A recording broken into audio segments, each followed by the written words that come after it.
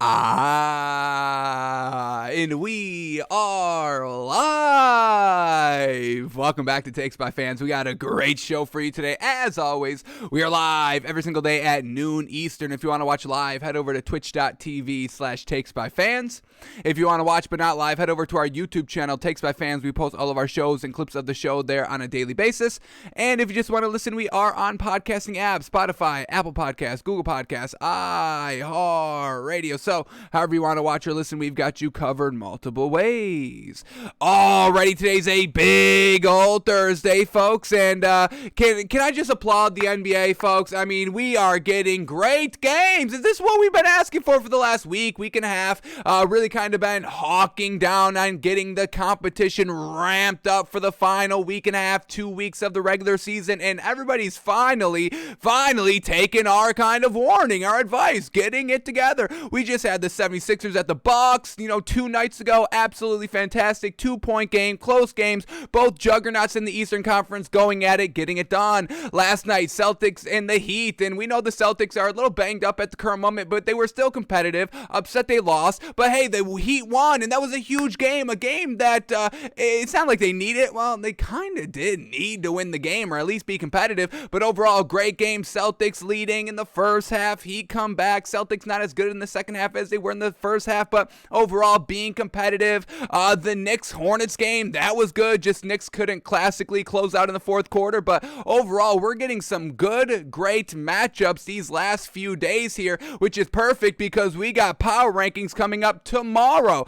So we got about 5 games on tonight, just a handful of games on tonight. Let's finish out the week strong, finish up today's game strong, competitive, close games, and then tomorrow we'll be celebrating maybe almost every single team in the top 10. Yeah, finally. So a little bit of a tough week and a half, 2-week stretch for the NBA, but they got right back on track, and we have seen, the kind of natural ebbs and flows of the natural NBA season, and we do get some periods like this where a week stretch is just all wonky, a week and a half stretch is all just wonky, big time upsets, teams not stepping up, teams a little depleted, a lot of load management, a lot of injuries and all like that.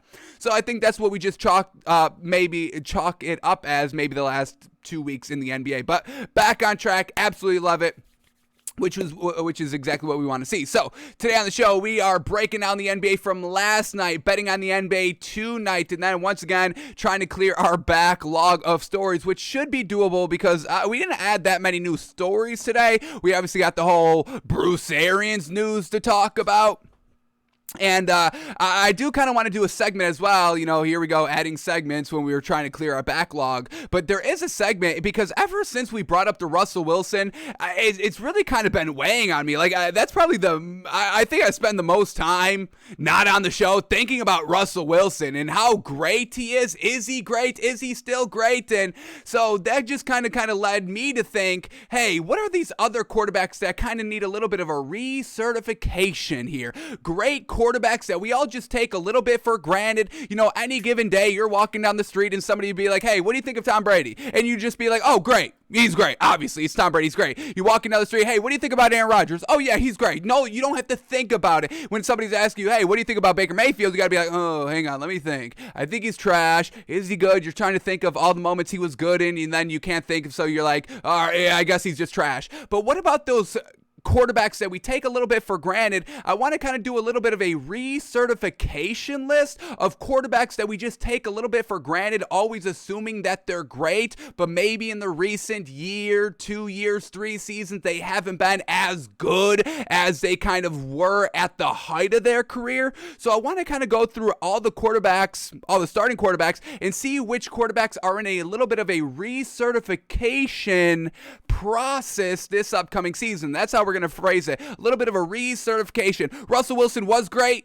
Does he need that card? Does he need that GOAT card kind of re-stamped? Let's kind of do the whole Urban Meyer thing. Hey, let's see your resume. What have you done? Alrighty. And let's make sure it's good this season. So we'll go through, we'll talk it over. all the starting quarterbacks in the league, but what other quarterbacks? Russell Wilson is going to be one, folks. He is going to be on the recertification list, and we'll have this list for the entire offseason, and I just want to do it kind of a little bit earlier, just so we have all this going into, the rest of the offseason and the narrative just kind of laying the groundwork until we get closer to the regular season where, that recertification process is going to come into true form, because that's what we're going to be basing it off of.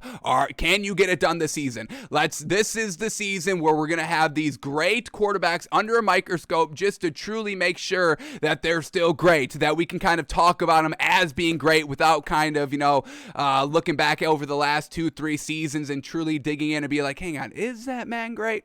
So we'll talk all that through when we get to that, but that is a segment. It's been weighing on me, and I want to get it out there to see, are there other quarterbacks? Is it just Russell Wilson? There's another one in my head that I'm thinking of that's definitely going to be on the recertification list, but let's see all the quarterbacks. Let's get them on there and see who needs just a little bit of a recertification going into the 2022 season.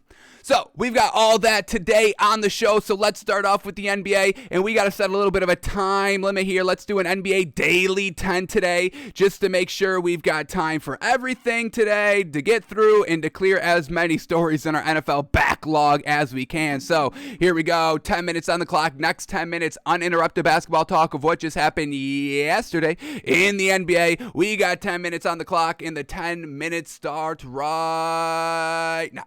All right, here we go. Tons of games on in the NBA last night, and once again, man, oh man, just great competitive games. No real blowouts, back and forth games.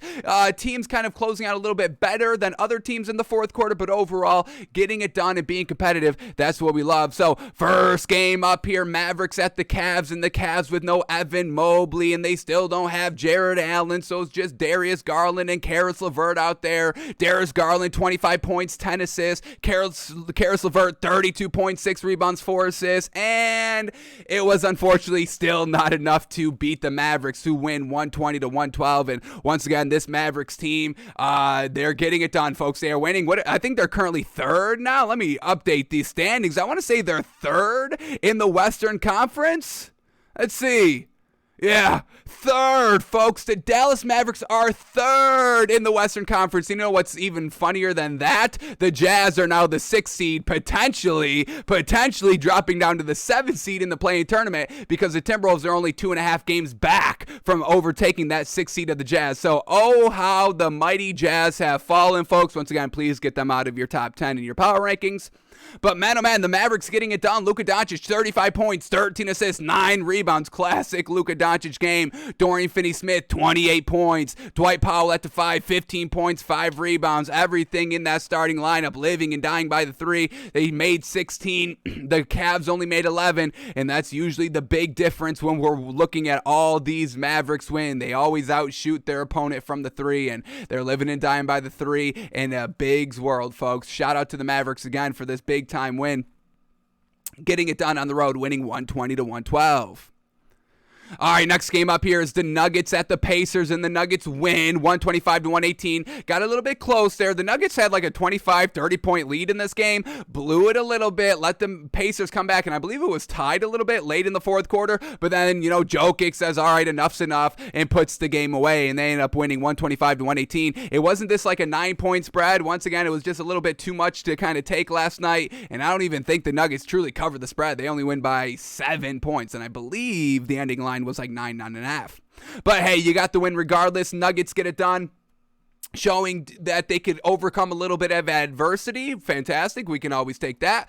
Jokic getting it done, close to a triple-double, 37 points, 13 rebounds, 9 assists. Most assists on the Nuggets coming from the point big, and only Tyrese Halliburton had more assists in the entire game than Jokic did, with Tyrese Halliburton having 12 assists. But we all know Jokic, come on, fantastic.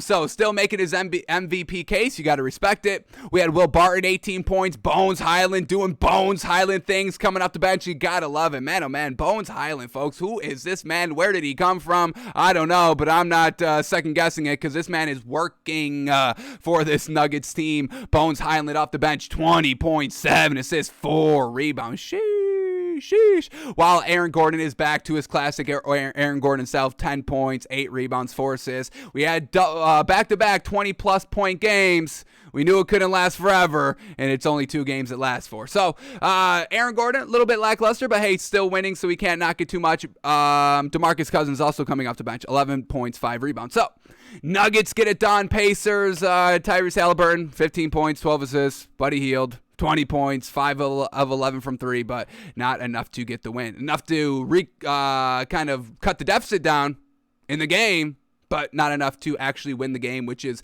the Pacers' biggest struggling point, winning games. They can't get it done. Nuggets do, 125-118.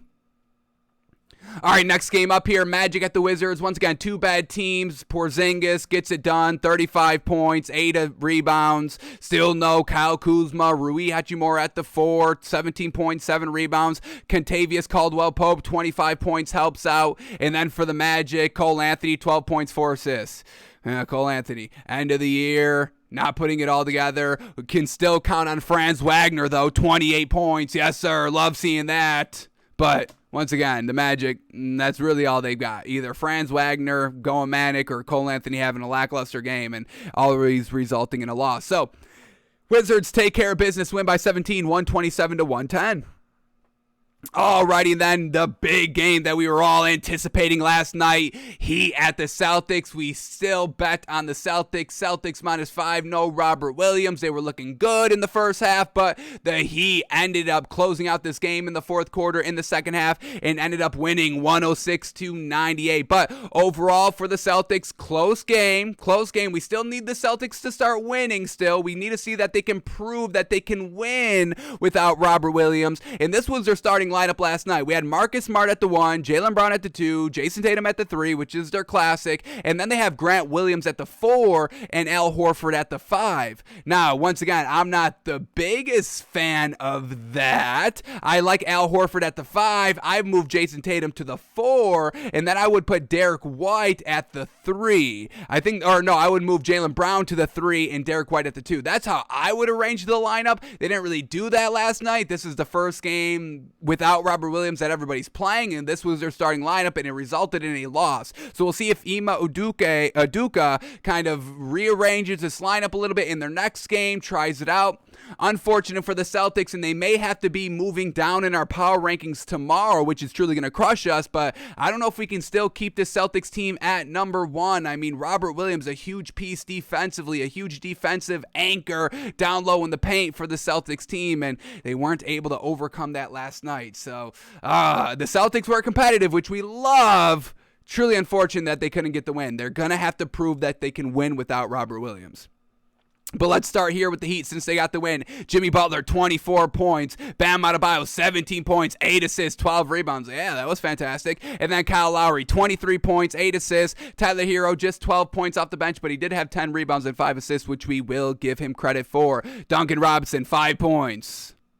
-9 on the floor. Only played 15 minutes. No longer in the starting lineup. I mean, we're seeing Duncan Robinson get less and less minutes. And once again, everybody was kind of gushing over Duncan Robinson for being kind of the best three-point shooter this season. Statistically wise, the numbers were looking like that. But we never, that never kind of moved the needle for us. We always were kind of, questioning that stat because we're like, that's not meaningful in any of their games. They're not winning because of Duncan Robinson's 3. And they're really, every time they win, it's with Duncan Robinson scoring like less than 10 points. So he's a good defender, I'll give him that, but his great shooting stats don't fall for them, folks, and now he's off the bench, only getting 15 minutes. He hasn't been playing like this all season, folks. He's always in the starting lineup, always at the 2. They got Max Strus at the 2, and the man played 31 minutes. So seems like Eric Spoelstra's truly done with Duncan Robinson. Don't fall in love with just the stats, folks. This is why we break down every team and every player every single day to see how they're winning, how they're looking, how it looks both ways. And once again, that stat, if you're just looking at, wow, Duncan Robinson's a great three-point shooter, he must be helping the Heat win. No, it's not like that at all. So, I kind of like seeing that because that, vindicates us a little bit. But, it's unfortunate for Duncan Robinson. But I do like that Max Strus is in the starting lineup. The man just shot 4 of 9 from the 3. Yeah, that's better than Duncan Robinson. Yeah, get him out of there. So, Fantastic by the Heat last night. Back to the classic Heat, and that's what we were truly looking for here the second half of the season, and it's finally coming all together. So shout out to the Heat. They can maybe return to the top 10. It's been a while since the Heat team was in the top 10. So, man, oh man, tomorrow's going to be great. Cannot wait for that. And then for the Celtics, Jason Tatum, Jaylen Brown try to do their thing. Jaylen Brown, 28 points, 6 assists, 10 rebounds on 40% shooting. Jason Tatum, 23 points, 6 assists, 5 rebounds on 52% shooting. We had Al Horford filling in at the 5 for Robert Williams, 6 points, 15 rebounds though. Grant Williams at the 4 points, 3 rebounds, nothing that great. Marcus Smart, 10 points, 8 assists, 5 rebounds. Marcus Smart was playing out of his mind in the first half, really kind of cooled down in the second half, and ended up shooting 20% on 15 shots. Not that great. Daniel Tice coming off the bench, 15 points, great, but only 1 rebound as a big. Come on, you got to do better than that. And then Derek White, 9 points on 33% shooting. Peyton Pritchard also played 3 points on 33% shooting as well. So the Celtics, once again, they're not deep. They're still only kind of playing 3 players off the bench. Something's going to have to change with this Celtics team, and I'm so frustrated that the timing of this injury where they can't go out and get kind of a big name free agent because there aren't any, and you can't go out and trade because the trade deadline's long past. So the worst time for an injury here. And the Celtics, man, oh man, maybe they need Robert Williams. Maybe they truly do need him. So Celtics lose by 8, 106-98. All right, next game up, we got the Hornets at the Knicks. Hornets get the 9-point win, 125-114. Fantastic by the Hornets. And the Knicks, once again, not closing out in the fourth quarter. It's just classic Knicks. All right, that is our 10 minutes, so let's speed it up a little bit for the remainder of the games. Just quickly on the Hornets, LaMelo Ball, 20 points, 15 assists. Man, oh man, love it. Terry Rozier, 15 points, 4 assists, 5 rebounds. Miles Bridges, 31 points, and then Kelly Oubre Jr. doing his thing, 21 points off the bench. For the Knicks, Julius Randle, 21 points, 7 assists, 5 rebounds, classic Julius Randle game. RJ Barrett, 25 points. Evan Fournier, whoa, where did this come from? And unfortunately, still didn't result in a win, so womp womp, going to waste, and we even saw Evan Fournier was a game-time decision.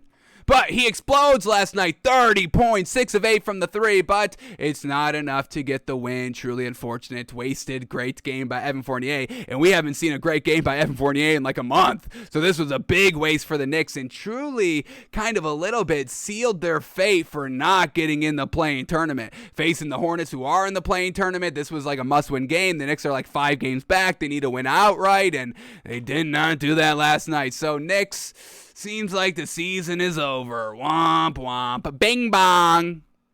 Bing bong. There's going to be no bing bong in the playoffs. Going to have to wait an entire year before we can ever say bing bong again. Truly unfortunate for the Knicks there. All right, next game up, we got the Timberwolves at the Raptors, and what the hell was this? What the absolute heck was this? Timberwolves get blown out by 23 points, folks. Raptors win 125-102, and hey, this Raptors team, back to their peak, back to their absolute peak here in the NBA, and we're all here for it. And man, oh man, did the starters get it done last night, which is, what we know the Raptors are. They really are just their starters, not so much of the bench, but their starters last night. Fred VanVleet, 12 points, 5 steals, 8 assists. Gary Trent Jr., 29 points. OG Anunoby, 22 points, 5 rebounds. Pascal Siakam, 12 points, 13 assists, triple-double, or 10 rebounds for the triple-double. And then Scotty Barnes, 17 points, 4 assists, 5 rebounds. Yeah, all the starters getting it done helps them push past the Timberwolves, who struggled last night. Anthony Edwards was the only solid player, really. 24 points, 4 assists, 8 rebounds. Karl Anthony Towns, 16 points, 10 rebounds. We know that's a little bit light on him. And then D'Angelo Russell, 13 points, 3 assists. Yeah, that's definitely light on him. He shot 1 of 7 from the 3. So overall, the big 3 of the Timberwolves floundered last night. Not great heading into our power rankings tomorrow, but well done for the Raptors showing out, winning 125-102. All right, then we get the Kings at the Rockets. Kings get the win, 121-118. Davion Mitchell absolutely went manic and was absolute clutch in this game. Had 24 points, 8 assists, 5 rebounds. Once again, folks, you can trade De'Aaron Fox this offseason. De'Aaron Fox pairing up with LeBron in LA. I could potentially see that happening. Or if LeBron wants to go back to Cleveland, then De'Aaron Fox, you're not going to go to LA. But, yeah, I mean, you've got some pieces here. We can believe in Davion Mitchell. Dante J.D. Vincenzo will be fantastic coming off the bench, so you really don't need De'Aaron Fox anymore if this Kings team is looking for a little bit, not really a rebuild, but a little bit of a shift. Let's bring in some great pieces. You can get some good things for De'Aaron Fox on the trade market. You may be able to get a great big, a great 3 draft picks, which I don't love, but some teams like them. Maybe get some draft picks, but let's see what this Kings team decides to do. We already kind of saw them trade Tyrese Halliburton at the trade deadline, so they're not opposed to letting their great players walk and kind of get traded. So we'll see what happens with De'Aaron Fox, but Davion Mitchell's truly fitting in at the starting point guard position for this Kings team absolutely fantastically. And then for the Rockets, who cares? Kevin Porter Jr. had 30 points, 12 assists, 12 rebounds. That's a great triple-double. And Jalen Green, 32 points. But once again, it's not winning games. And no Christian Wood. He's done for the rest of the year. So, Kings get the win, 121-118. Then we get the Hawks at the Thunder. The Hawks absolutely blow them out by 18 points, winning 136-118. Trae Young, 41 points, 8 assists. And how many games win streak is this? Is this 3 for the Hawks? 3 for the Hawks, and I want to say this is their largest win streak of the season. So this is what we're talking about. Atlanta Hawks are trying to get in the top 10 here, folks, and there may be room. I'm telling you, tomorrow, finally, we can maybe have more than just one team getting in the top 10 or just a little bit of movement in the top 10. I mean, the top 10 has been a little lackluster the last 2 weeks. Not a lot of movement because there's not a lot of teams getting it done. We're out of the skid. We're out of that down slope that all the NBA teams were in for that brief week and a half, 2 week period. So Hawks dominating the Thunder, love seeing that. Then we get the Grizzlies at the Spurs, and man, oh man, Grizzlies still winning without John Morant. It's so gosh dang impressive, but also shout out to the Spurs team for being competitive. Very, very close to winning. Unfortunately, the buzzer beater does not go. Buzzer beater layup does not go. Not a good miss there. But DeJounte Murray, 33 points, 13 rebounds. And I believe, unfortunately, with this loss, the Spurs are now back outside looking in. The Lakers have now reclaimed the 10th seed in the Western Conference for the play-in tournament because the Spurs lose. So, real tough loss for the Spurs last night, but that Spurs team is impressive, folks. Very well done. But once again, Grizzlies with no John Morant, it don't matter, folks. They're still gosh dang great. They get the 1-point win, 112-111.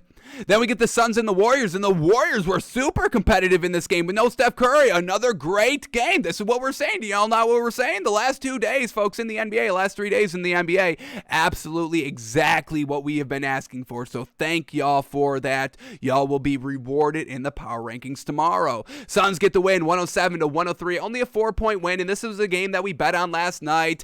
Suns -5. They only win by 4. Classic there. We also bet on the Grizzlies last night. Them -5, and they only won by 1, so unfortunate there. And the Grizzlies had a big old lead in that game. They kind of blew it a little bit, so disappointed in them.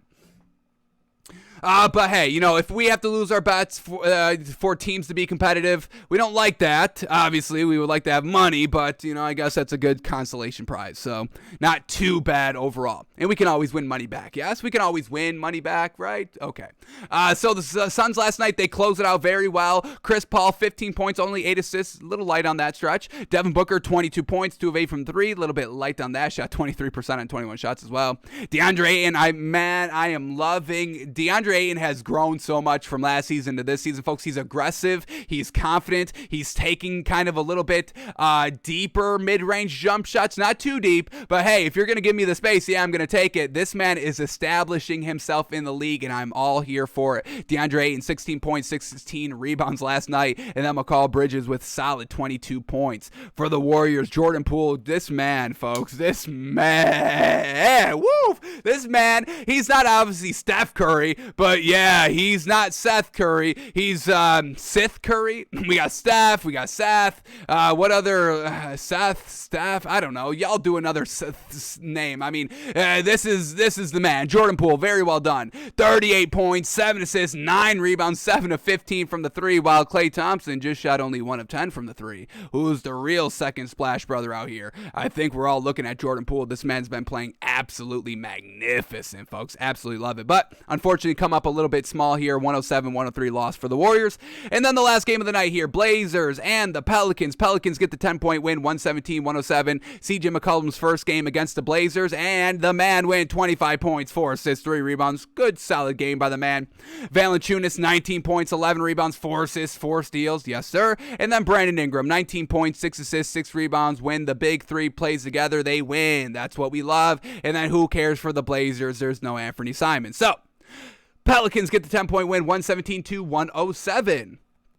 Alrighty, that was all the NBA from last night. Now let's see what we have on deck tonight on the NBA. I think we struck out. I think we missed all 3 of our picks last night. Celtics, unfortunately, lose. We had them -5. We had the Grizzlies -5. They only win by 1. And the Suns, we had them -5. They win by 4. So a little bit of a tough night last night. But once again, it was great competitiveness. So we'll keep that in mind tonight while betting. If we're getting big, jumbo, gigantic points, yeah, we may be a little bit compelled to take those because we're getting competitive teams now. Yes, it's finally sinking in for these teams. Hey, we got to step it up. Back end of the season, final 2 weeks, crunch time, all of that. Yeah, let's get it going. So finally, it is hitting home for these teams.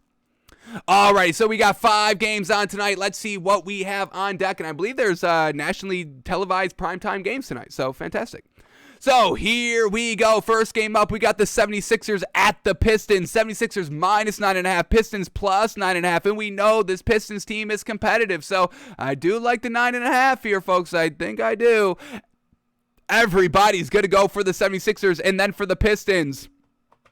Once again, we know Jeremy Grant and Hamidou Diallo are both out for the remainder of the year, but Corey Joseph, a game-time decision, and we know that we can rely on Cade Cunningham, Isaiah Stewart, and Jeremy Grant. We don't need, and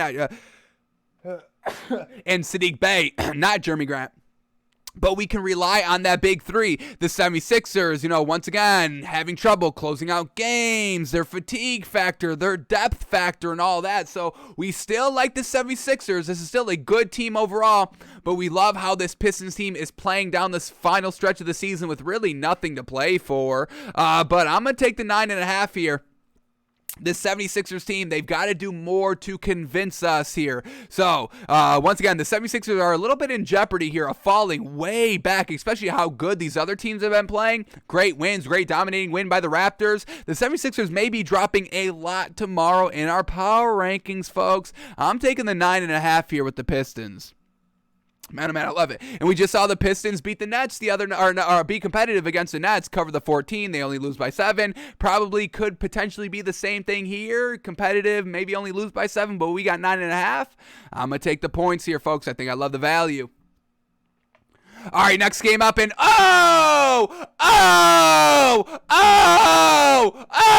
yes, sir! Stop with the Nets brainwashing, and Vegas is still brainwashed by the Nets. I thought we all got over the brainwashing. We just saw an updated power rankings yesterday on the show, and the Nets weren't even in the top 10. We applauded them. Thank y'all. But Vegas is still brainwashed. Get a load. Get a load of the spread, folks. Get a load of these points. What the hell? I'm taking the points here, folks. Oh. And I want to say, is this on television tonight? Because if it is, folks,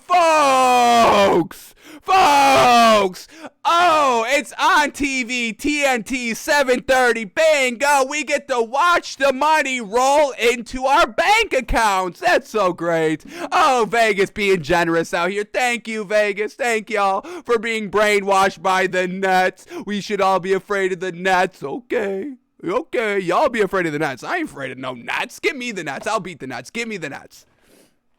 But here we go, folks. This unbelievable spread right here. Best value of the night. I'll call it prematurely. I don't give a damn, folks. Here we go. Bucs at the Nets. Bucs +2? Bucs +2. Yes. Yes. Let me actually stop the show right now so I can secure this value, because we know y'all like to jump on the value before we can officially lock it in. Y'all are going to bet this down to like Bucs plus 1.5, and I'm not getting great value. We're not going to need we're not going to need any points here because it'll win outright, but, we still like a little bit of extra comfort on our side, especially when we've got money on the line. I'm always over, give me the comfort. Give me the comfort. When I got money on the line, I want the comfort. I still want these 2 points. Maybe we even take them on the money line. We took them on the money line the other night. We didn't take the 1.5, and we cashed down the value. And this is kind of the same scenario right here. Bucs on the money line, plus 110, and that's what we're doing. You know what? Screw the safety of the cash. Cash is going reckless. Cash, you're going to be thrown out there reckless, and I'm not apologizing to the cash for that. So, Bucs on the money line at plus 110. Yeah, give me that better value, folks. Better value, give me that. Bucs plus 2. Disrespect. Who's in and who's out? Giannis, a game time decision, but I'm sure he's playing. You got to play here. You just win and beat Joel Embiid in the 76ers. Fantastic. Now you have to go up and shut up everybody about the Nets. Can you do that, Giannis, please? Giannis, game time decision, but I'm assuming he's playing. And then for the Nets, everybody's going to go besides Ben Simmons. He's still not good to go to make his debut. And y'all still are making the Nets -2 here? So, give me the Bucs on the money line, baby. This Nets team, they are not deep. They have really no other support. Yes, we like Seth Curry. Yes, we like Andre Drummond. But other than that, what's their bench? What's their bench? And good luck going against this Bucs team who's deep. I mean, the second best big on the Nets is Nicholas Claxton. Well, good luck going against Bobby Portis. I mean, good luck with that. So, and then, good luck with Serge Ibaka. I mean, this Bucs is deep at the big position. They're deep at that big position. So, man, oh man, loving the Bucs here tonight. The Nets, they've, 2 games back. Kyrie Irving playing at home. It's not moving the needle. They lost game 1. Him playing in Brooklyn. Game 2 against the Pistons. They got a little bit kind of blown out in the first half, able to come back, didn't cover the spread, all that. So, Bucs, folks, Bucs, stop it with the Nets, truly. Bucs on the money line. We're taking it. We're taking them on the money line. Screw the +2. Screw the safety. We're going reckless tonight. Give me the Bucs on the money line. Give me the +100. +110, excuse me. Jeez Louise. All right, then we get the Cavs at the Hawks. Hawks on the back-to-back, Cavs on the back-to-back. We stay away from it. Then we get the Clippers at the Bulls. Ooh, Clippers at the Bulls. Clippers, hey, now we're starting to get a little disrespectful out here, yes? A little bit too much disrespect. Clippers +2 again. What are we doing? Clippers +2, Bulls -2. What are y'all talking about? Paul George is back. Yeah. That's all we need to know. And then for the Bulls, Zach LaVine, game time decision. But this Clippers team, they dig in. They're dogs. Ty Lue's a great coach. The role players of the Clippers, they had their superstar back. We see these role players go absolutely manic when Paul George is in the starting lineup. Did you not just see what they overcome in their last game to win? I mean, they were down double digits. I want to say almost 20 at one point, and still overcame that and won the game. Dogs. Give me the +2 with the Clippers. We know, don't believe in the Bulls. Bulls, Nets, and Jazz are the biggest frauds of the NBA. So bet accordingly, and we're doing that tonight. Bucs on the money line. Clippers +2. Yes. Which brings us to our last game. Lakers at the Jazz. Now, we don't like the Lakers. Well, we also don't like the Jazz, but that doesn't mean we're going to take the Lakers here. I think we're staying away from this game. But we get Lakers at the Jazz. Lakers +13. Jazz -13. Oh, interesting. For the Lakers, LeBron is out. Ooh, yeah, definitely got to stay away from this one. Now, is this LeBron being out? Is this carried over from last game? I feel like LeBron could maybe play. Maybe he doesn't. Maybe he is truly out. But once again, we've been getting a little bit of swindled here with the ins and outs and game time decisions the last couple of games, which I don't love. But Lakers showing LeBron is going to be out, which is not good. And then for the Jazz, we get Bojan Bogdanovic game time decision. And this Jazz team cannot wait for this Bogdanovic to come back. Hassan Whiteside also out as well. So Lakers, trash. Now they may have a fire lit under them because now they have like a little bit of a second chance to reclaim that 10th seed since the Spurs lost last night. So the Lakers have reclaimed that 10 seed right now, so maybe they're fired up to go hard this game, but still at the end of the day, the Jazz just came off of a really disappointing loss where they just blew a big old lead, so they're going to be up on their game, so I'll just stay away from this one in totality. Two not good teams at the current moment, no reason to bet on them when we got three teams other that are better that we are betting on. So what we are officially taking and endorsing today, folks, we got the Pistons plus 9.5, the Bucs on the money line, and the Clippers plus the 2. Loving all of this value. Sheesh. Once again, we're having to endure watching the Lakers later tonight. That's the doubleheader on TNT. Well, why are they forcing the Lakers down our throat? I don't get it. It's like they force the Nets down your throat. They're not good. They force the Lakers down the throat. They're not good either. Can we start respecting the great teams? I'm glad that the Bucs and Nets are on television at least, but man, oh man, put the Clippers and the Bulls on television. The Clippers deserve it. Absolutely. They're the better LA team. Yeah. But we got Pistons plus 9.5, Bucs on the money line, and Clippers plus 2 for tonight betting in the NBA. Alrighty, that is all the NBA we had to go over for today. So now let's shift gears to the NFL and let's start talking stories. And once again, I want to get to our NFL quarterback recertification list. But before we get into that, let's start off with probably the biggest story that broke last night, really the only story in the NFL, but caught everybody by surprise. Nobody was really expecting this. I wasn't expecting this. And there's a lot of theories on it, which I guess I tend to agree with those theories. I don't really know. I didn't think it was like this, but hearing what y'all say, I was like, okay, now I see it. Okay, that starts to make sense. I think I can agree with y'all. So here it is, folks. Bruce Arians, he's retiring from coaching, but he's staying with the Bucs and just taking a front office role. Defensive coordinator Todd Bowles is picked to replace him as the head coach. So let's break down that nugget of information first, and then we'll get into the Bruce Arians thing. So Todd Bowles, alrighty, he had a history, he had a chance as a head coach with the Jets. That didn't work out too well, but granted, for Todd Bowles, the Jets, they've always been trash. They had no good quarterbacks. You're rocking with Sam Darnold. I mean, I'm not going to judge Todd Bowles' performance with the Jets having Sam Darnold. We know that Sam Darnold is the worst quarterback, the worst starting caliber quarterback that the league has ever seen for the last 20 years, folks. I mean, that's what Sam Darnold is. If you can't even throw 60% completion percentage in a season, folks, I mean, that is absolutely god-awful.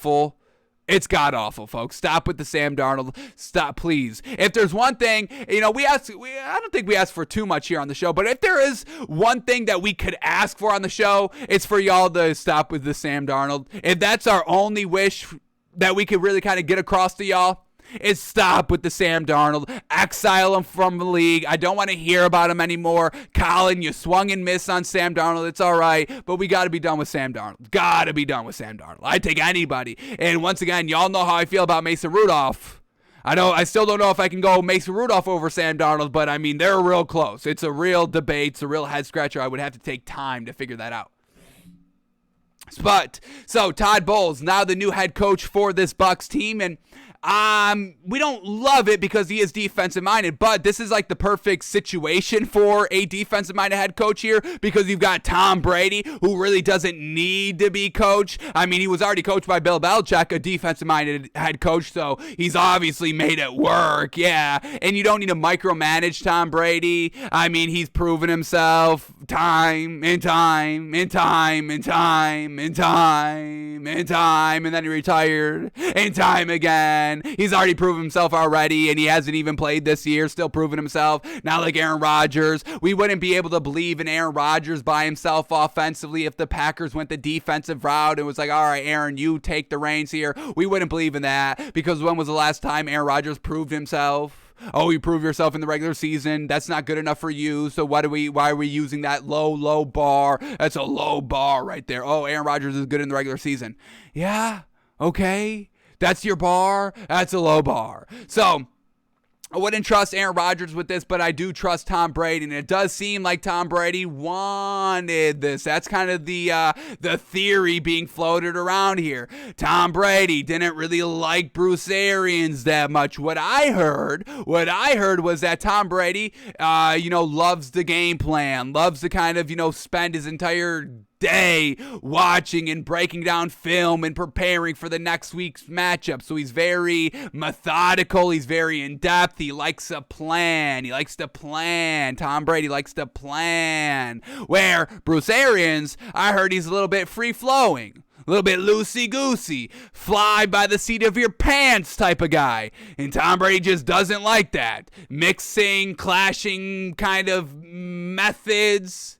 One's proven, Tom Brady, Bruce Arians. He wasn't proven until Tom Brady proved for him, yeah? So Tom Brady retires. Hey, retires on top. We were like, why are you retiring? This is the best season he ever played. So that was shocking. And now we're hearing that, hey, Tom Brady was a little privy to this information and heard that Bruce Arians was kind of going to go into the front office role and step back from coaching. And Tom Brady heard that, and that's why he unretired. Once again, the kind of the information, whether it's true or false, the information that's currently going around was that Tom Brady's retirement decision, Tom Brady was either notified of the Bruce Arians situation the day of or the day after he announced his unretirement. So it truly seemed like Bruce Arians and Tom Brady just didn't really see eye to eye. They won year one, which kind of,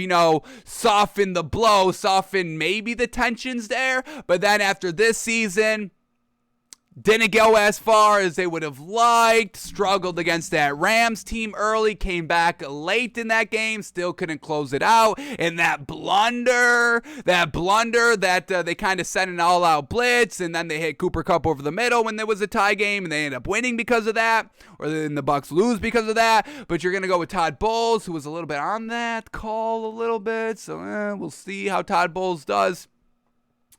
But, it seems like Tom Brady, once again, getting his way out here, and that's fine. I mean, Tom Brady's earned it. If there is one player that's really earned, hey, I can do this, and I can force you out, and I can kind of be the GM of the team, it's really Tom Brady. And, that's what, you get with winning. And once again, we wouldn't give Aaron Rodgers these privileges because he hasn't won or been to the Super Bowl like Tom Brady has. I mean, when you've got a certified, bona fide, proven winner, yeah, you give them more freedoms. You give them more liberties because they've earned it. They deserve it. I mean, if you want to talk about deservedness, yeah, Tom Brady deserves whatever he wants because he wins wherever he goes instantly, consistently.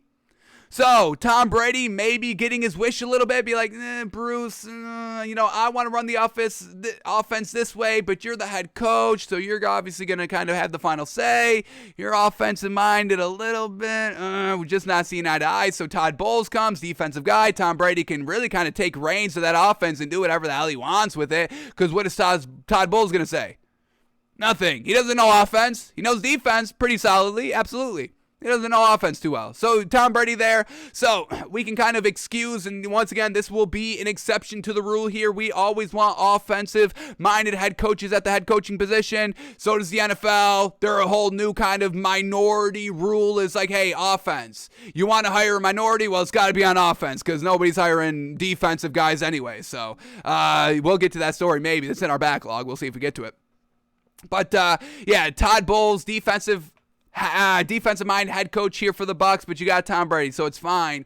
But Todd Bowles, I mean, this is your second chance at a head coaching job, so definitely make sure you take the most of it, make the most of it, and definitely utilize every year that you have Tom Brady, because you're not going to have a Tom Brady again. So Todd Bowles getting his second opportunity here. I would say Tom Brady's an upgrade over Sam Darnold, so hopefully Todd Bowles has a little bit more success.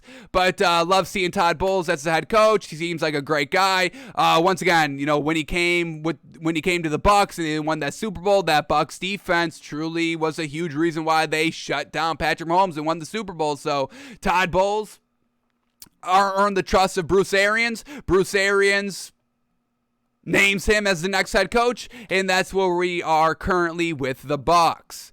Now, do I even want... Yeah, let's read this. All right, here we go. Let's read the statement from Bruce Arians. Once again, let's see what he's saying, because once again, the overall narrative is that kind of Bruce Arians got forced out of the head coaching job, because Bruce Arians has never kind of hinted at, hey, I don't want to be a head coach anymore. Always kind of seemed like he wanted to be a head coach and kind of, get the credit and establish his legacy now that Tom Brady's there. So now we're getting kind of a complete 180 of what we've known about Bruce Arians, and then it comes with the Tom Brady information. And once again, we heard the Tom Brady rumors to Miami re-swirling up. Where the hell did that come from? Oh, about the same time he unretired, and about the same time Bruce Arians was making his move, from the head coaching position to the front office. So was that a message by Tom Brady? Hey, I'll retire.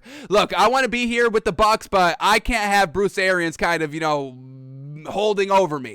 holding everything over me, kind of having the final say over me. I really can't accept that.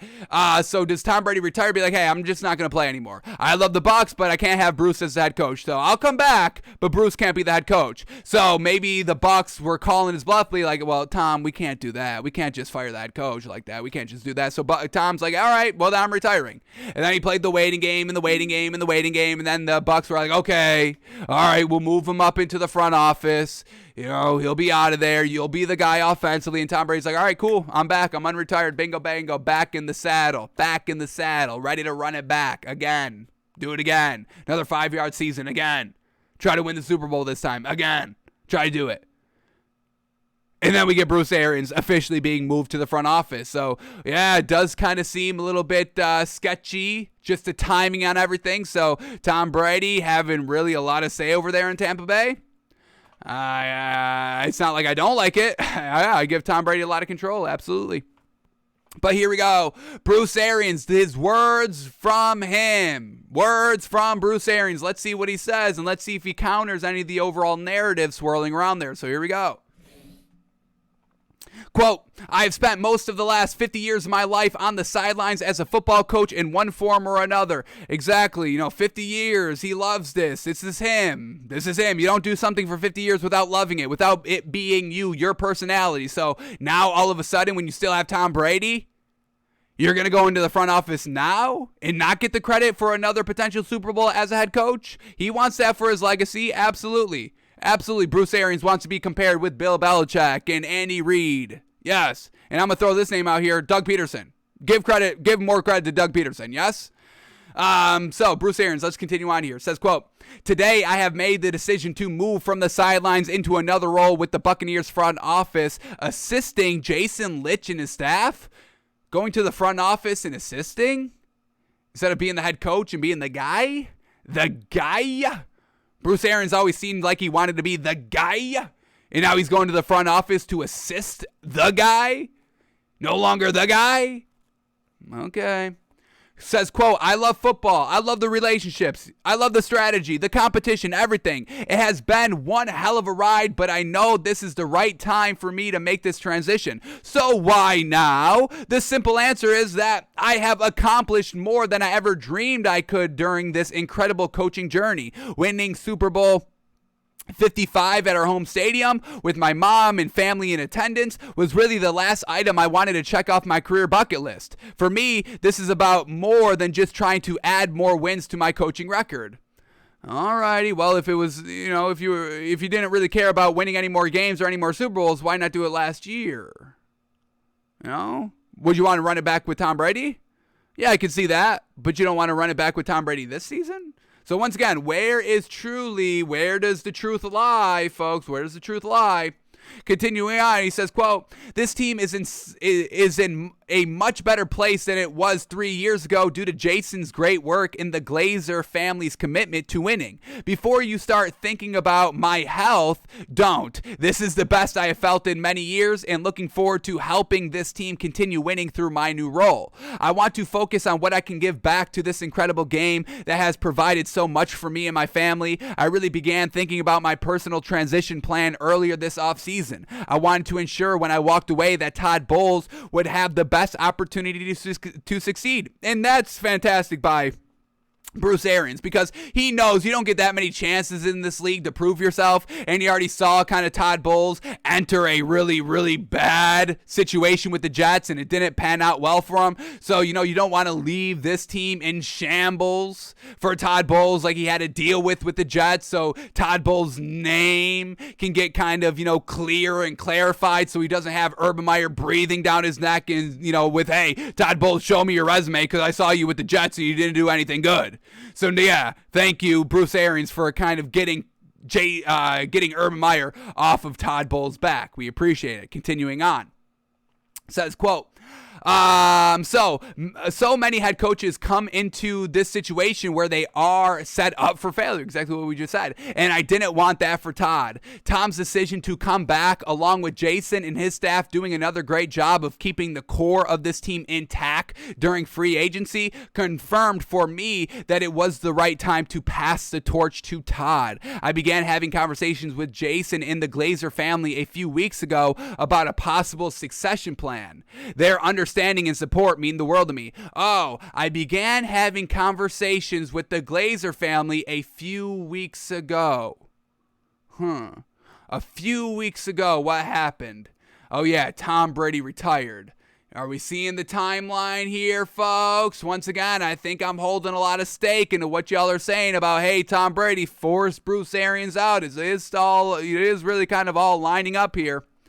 All right, last final couple of paragraphs here. Here we go. It says, quote, Todd is a great football coach, and I know he will do excellent things here with the Buccaneers. The coaching staff has been crucial to the success we have enjoyed here the past few seasons. Absolutely that. I mean, Todd Bowles, yes, he's going to have, I don't want to say a tough time going from coordinator to head coach, but it's going to be way easier for Todd Bowles because we know this Bucs coaching staff is so good, and they're so...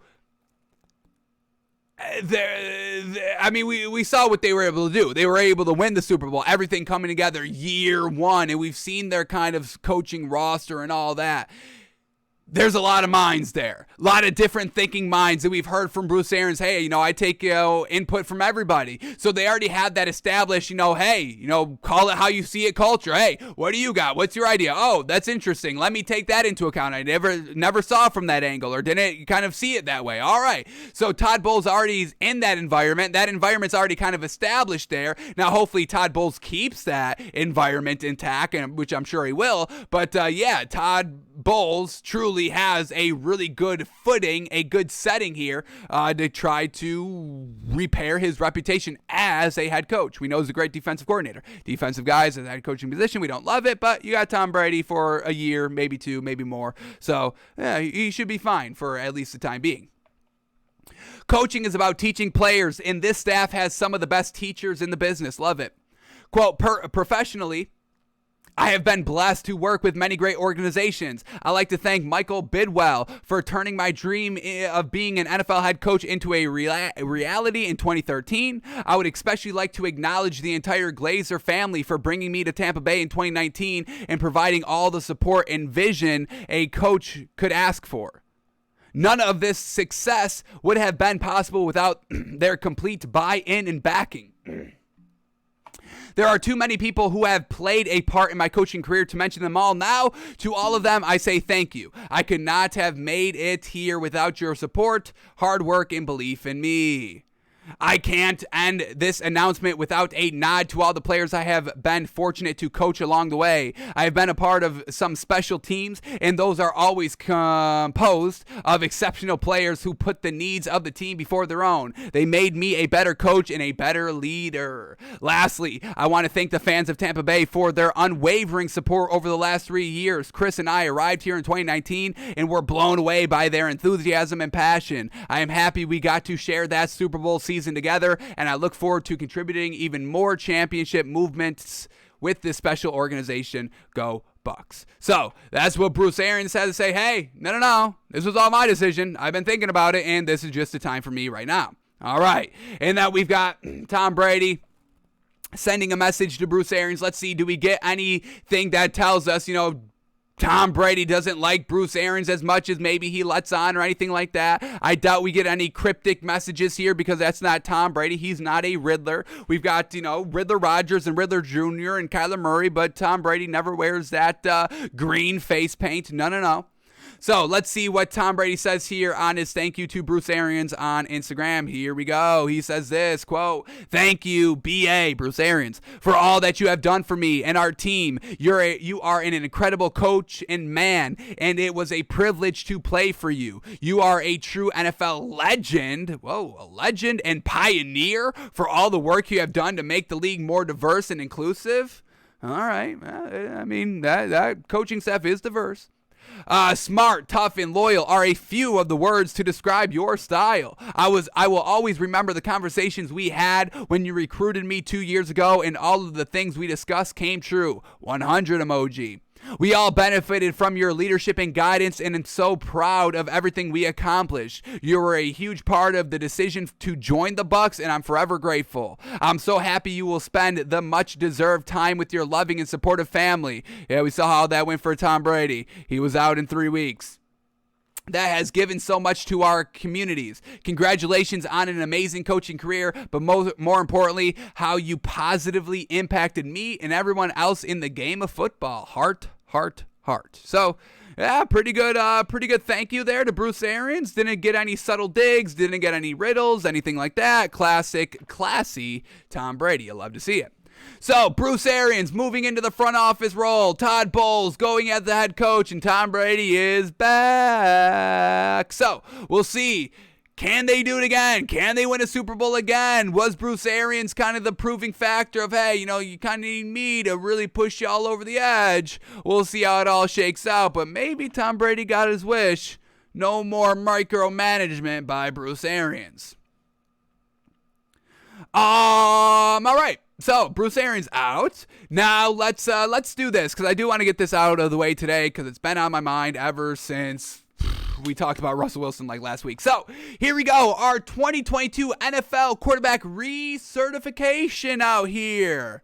Some quarterbacks, they get the benefit of the doubt, maybe a little bit too much. A little bit too lax in our benefit of the doubt on these great quarterbacks that came into the league, got it done, always getting to the playoffs, got to a Super Bowl once, twice, won a Super Bowl once, twice, everything like that. And everybody just assumes, oh yeah, they're great.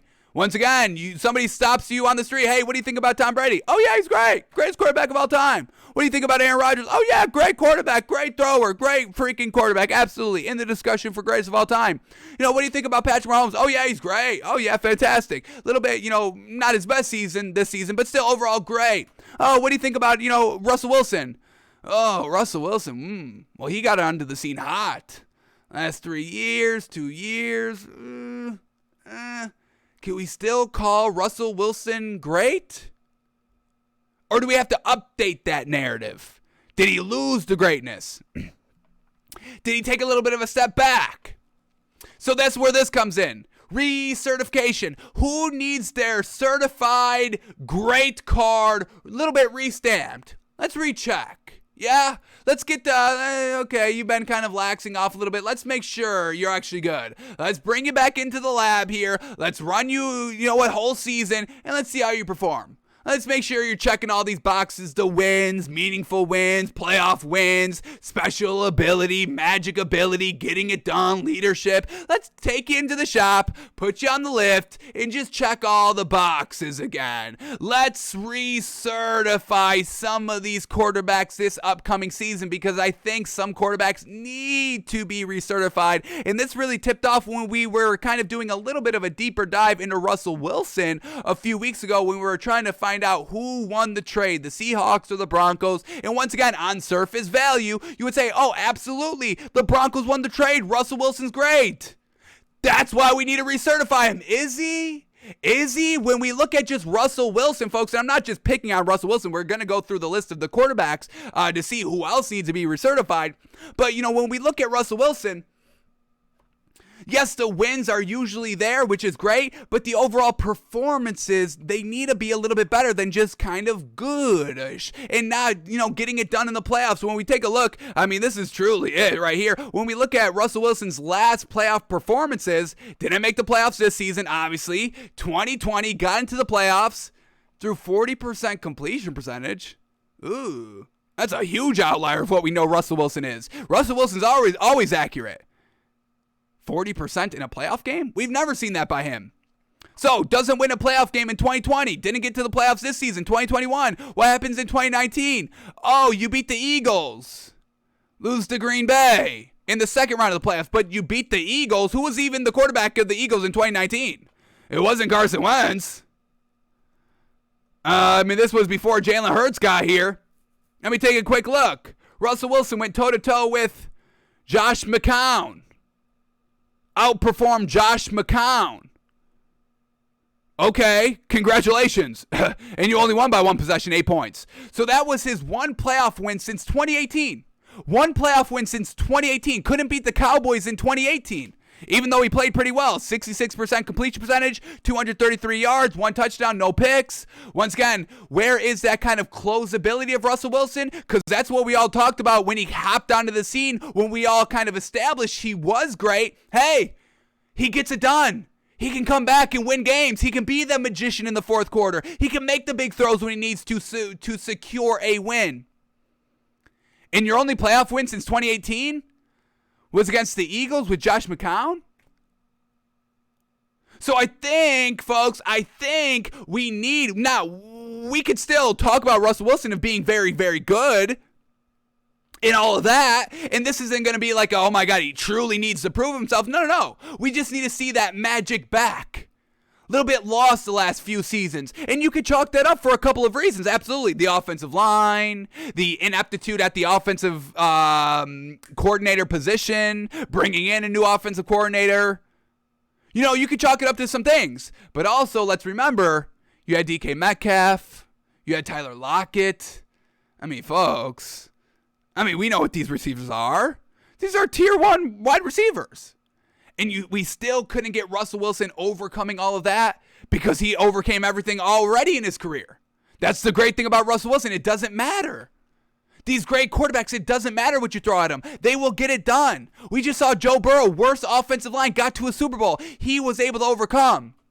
Russell Wilson, taking a little bit of a step back here, just a tiny, I'm not talking big steps, folks. I'm not talking big, ginormous steps, Bigfoot type steps. No.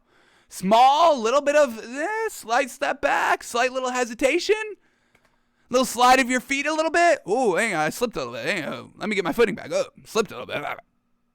So I think we need to put Russell Wilson on the recertification list.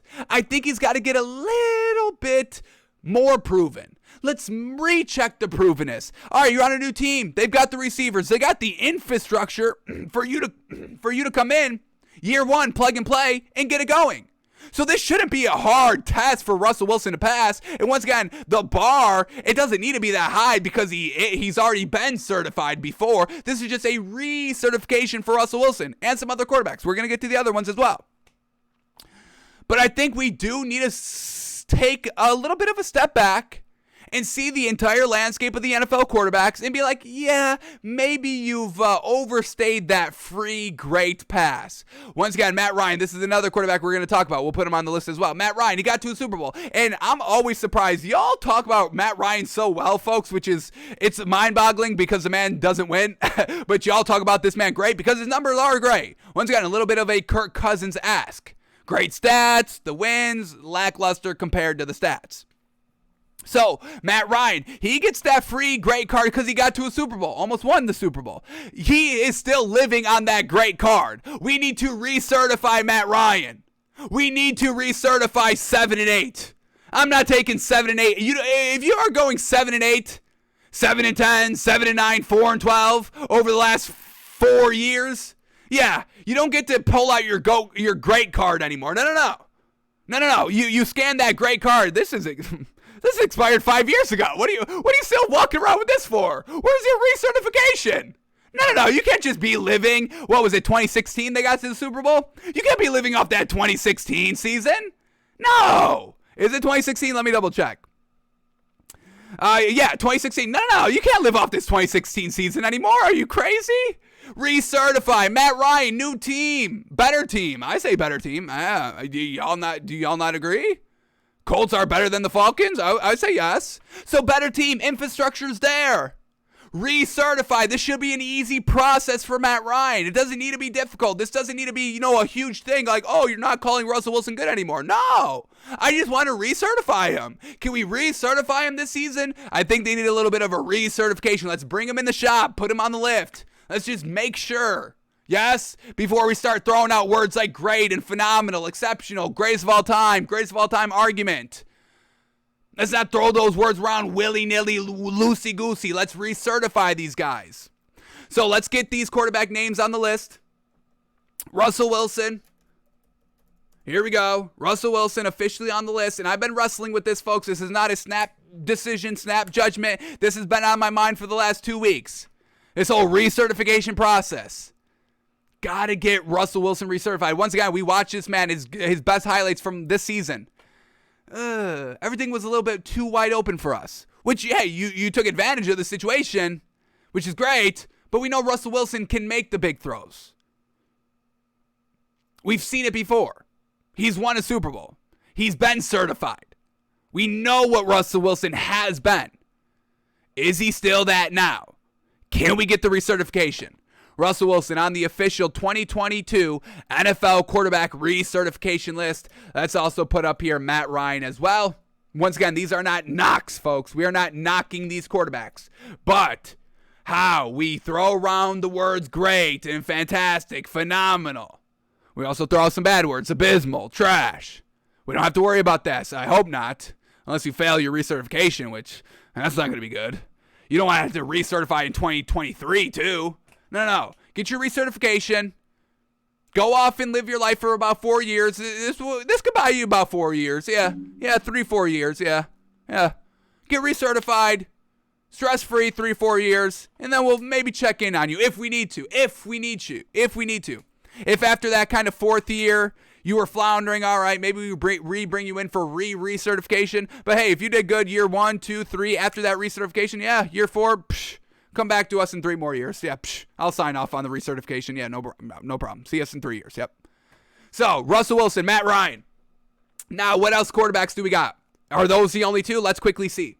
So here we go. Let's run through the quarterbacks quickly. We got Josh Allen of the Buffalo Bills. No. The man is still a little bit in his certification process, his initial certification process, but the man is going to be certified. Yeah, absolutely. So he's on his way to his first certification. Patriots and Mac Jones. Yeah, the man is not even, he's not even in certification process. No. Tua, the man, he's not quite certified, but he doesn't need to be questioned either. So don't need to worry about Tua. And for the Jets, we get Zach Wilson. Once again, the man's not even in the certification process at this current moment in his career. With the Bengals, Joe Burrow. Once again, he's in the middle of a certified process. The Steelers, Mitch Trubisky, the man was never certified. The Browns, Baker Mayfield, never certified. Deshaun Watson, I guess he was certified. Haven't seen him in a year. Do we have to, we may. Do we have to move Deshaun Watson to the recertification process? Took a year off. Haven't seen him. New team. Can you still be good? I mean, Deshaun Watson was already certified. I mean, this man was fantastic. We may have to put Deshaun Watson on here, yeah. A year off, a year removed from football, I think that definitely counts recertification. I mean, these numbers, the man's been certified.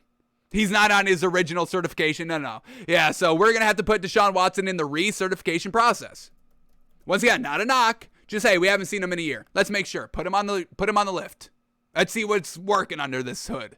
Open up the hood of Deshaun Watson, which maybe we shouldn't do because we might get slapped with a sexual harassment lawsuit, but we might have to stay away from Deshaun Watson's hood. But overall, yeah, I think he needs to get a little bit recertified here. Year removed from the league.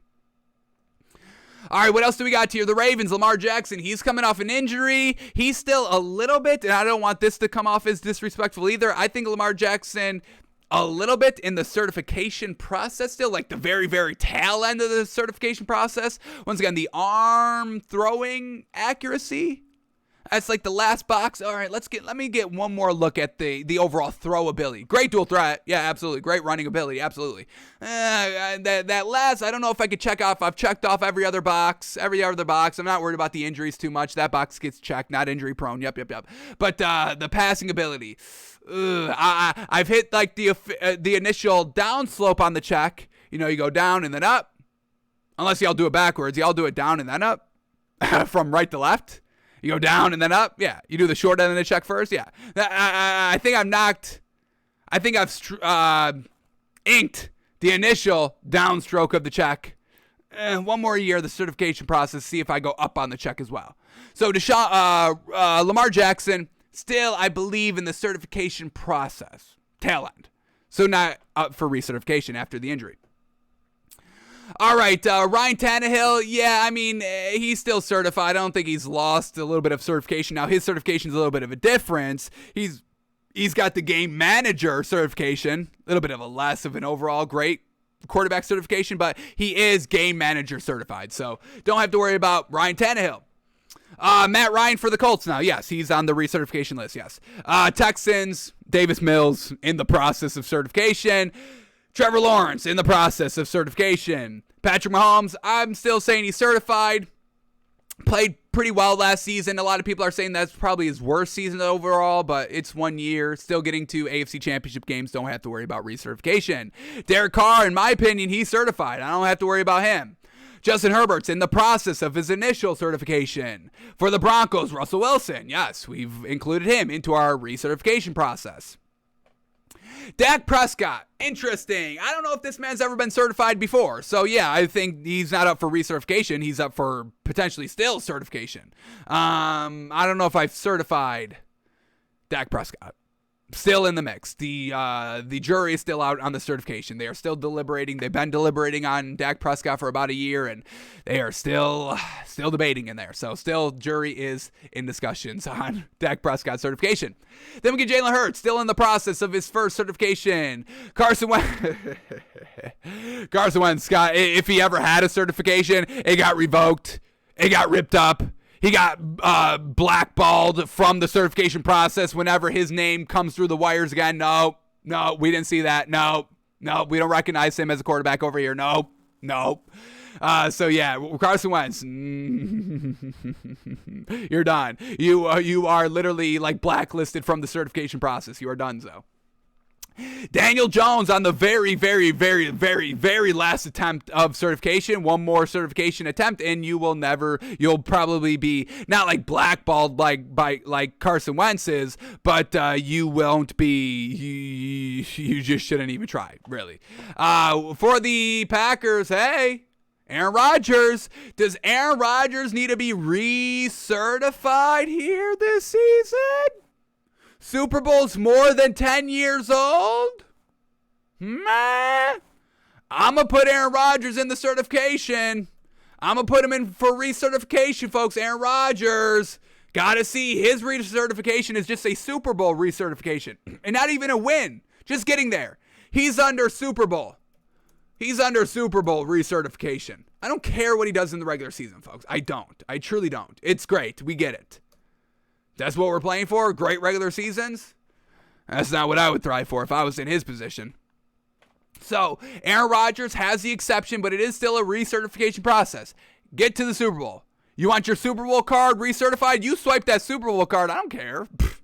10 years ago. More than 10 years ago. What is this? You're still carrying this old thing around? This relic around? Huh. It's not clearing you here. No, it's denying you here, bud. Over here, it takes by fans. You swipe it in. No. This Super Bowl card don't hold up no more. You got to get this recertified. Try to get to a Super Bowl in the last 10 years, and I'll recertify it, but you haven't done it. Here's your certification back. This old. You want me to take care of this? I can rip this up and throw it in the trash. This is expired. This is expired over here. Trying to pass this expired certification on me? No. I'm ripping it up. Throwing it out. You don't need this anymore. Go get a new one. This one's old, wrinkly, crinkly, faded. I don't even know who the hell this is. I can't even make out the face. I'm throwing this one out. Go to the Super Bowl. I'll recertify you. Aaron Rodgers on the recertification list, folks. All right, what else we got? Kirk Cousins, I mean, I don't even know if I've certified him. I mean, stats certification, yes. Win certification, no. So, we don't got to worry about Kirk Cousins recertification. Why don't you get an official certification? That's a fake. He's trying to pull off a fake certification on us. Like a fake ID to try to get into a bar in college. No. We've got high equipment over here. We can detect fakes. And Kirk Cousins is passing around a fake certification card. No. I see right through it. It doesn't, when you hold it up to the light, we don't see that, the insignia, the symbol that we need to see. No. This is a fake here, son. Trying to pull a fake certification on me? This carries up to 2 years in jail trying to pass this fake certification around. You want to go to jail, son? No? Then get a real one and then come back to me. Kirk Cousins, get a real certification. Jeez. All right, the Chicago Bears. Justin, who's over there? Justin Fields? Yeah, he's in the beginning of certification. Jared Goff's never been certified. I mean, even if he did have a certification, Sean McVay ripped it up before he left the Rams. They're like, all right, clean out your locker. Yep. All right, turn in your helmet. Yep. Turn in your shoulder pads. Yep. And give me that certification card. Oh, where's that? It's in your car. Go get it. You're not leaving the facility without it. Go get it. Give me your keys. You're not speeding off with it. Give me your keys. Yep. Give me the keys. Run to your car. Give me that certification card because it's not leaving the building. No. You're not taking that to Detroit. Pass that around to Detroit because you'd be the talk of the town in Detroit. Oh, do you see that guy? He's got a certification card. Wow. Haven't seen one of those in a while. Matt Stafford, was he ever really certified on the Lions? Wins-wise, lackluster. Maybe you certified him into the Lions, but I haven't really seen a certification like that. Oh, that's coming from L.A. Woof. That's an L.A. certification? Sheesh, that must be something. Yeah. No, it's nothing. It's fake. So, Jared Goff, never been certified. Tom Brady, sheesh, they ain't got to question that man. That man's recertified. Well, he was certified. Then he got recertified and recertified and recertified. I mean, he's our best client. Man, oh man, do you see this track record of recertification? He comes in to recertify when he doesn't even need to. Tom, you've got 8 years left on this car. What are you doing back so soon? Oh, okay, yeah, another extension? Sure. Add another 3 years to that. 11 years, you come back. Another year later, Tom, great to see you. We don't need to, but damn. You want to recertify again? Okay, what do you got? A Super Bowl? Oh my God. First time? First year? With the Bucs, new team? Get good. Lifetime member card. Lifetime certification for Tom Brady. Yeah, you don't even need to mess around with us anymore. Don't come back. Don't come back anymore. You've got the golden card. You're good. Good. Don't need to come back. Don't need to recertify. God, get out of here. Run along. Go win another ring. Got the golden card, folks. Jameis Winston still in that certification process for the Falcons. Marcus Mariota. I mean, talk about recertification. Yeah, a little bit. Never really certified with the Titans. They ripped up that card. They did him a little disrespectful because they tore up his card and said, get out of here. But yeah, I don't know if he was ever certified for the Panthers. Nobody will ever be certified on that Panthers team. No way. Sam Darnold is already blacklisted from certification. He's done. I already saw the completion percentage numbers. He will never, ever get certified. For Matthew Stafford, that man certified absolutely. If he wasn't before the season, he is now. Kyler Murray still in the certification process, the initial one. Jimmy G, he's a little bit still in the certification process a little bit, folks. Once again, y'all are holding it up on your end. I don't know. I think I greenlight him on my end, but we need a little bit more of a majority rule over here for the certification process, so he's still in the middle of that. And then for the Seahawks, their new quarterback, we don't know who they've got so far, so all of that. So, yeah, I think those are all the quarterbacks that we needed on our list, folks. We've got 4 quarterbacks that are going into the season up for recertification. Russell Wilson, go get it done. Show that magic that we saw when you bursted onto the scene in Seattle and we had everybody gushing over you. You were going to be the next quarterback to challenge Tom Brady for the greatest of all time. Last 2, 3, 4 years, kind of lost your way a little bit. Let's get you back into the shot for that recertification. Matt Ryan. Yeah, that's a real old certification. You got real past expired 2016 Super Bowl loss. Okay, let's bring you back into the shop here. New team, infrastructure is good. Just got to make sure you're winning. Win. Can you win, Matt? Stats are great. Win now, please. We'll give you your recertification back. Deshaun Watson, you just missed a year. That's it. That's it. That's all it is. Go get it done this season. New team. Go get it done. Aaron Rodgers. Yeah, you're in the same Matt Ryan boat, flaunting that old Super Bowl from back in the day. Yeah, your regular certification, that's fine. But that Super Bowl certification, that GOAT argument certification, yeah, we need another Super Bowl. We're going to need that card back, the GOAT certificate card. We're going to need that one back. Get to another Super Bowl, I'll recertify, no problem, no issue. Go back, debate that you are potentially the greatest of all time. Right now, no debate, no argument. You get the card, you get the recertification, yep. All right, number 2, number 3, number 1, you can make the argument. I don't agree, but we can make the argument. No more arguments right now. Recertify, then we'll argue. So that's our recertification list, folks. Only 4 quarterbacks. We'll see who gets it done, who gets their certification recertified, who's going to get it re-stamped out here, folks, or are we going into 2023 having to recertify again? We'll see. So Russell Wilson, Matt Ryan, Deshaun Watson, Aaron Rodgers, go get it done this season. We'll recertify the cards, and we're all hunky-dory heading into 2023.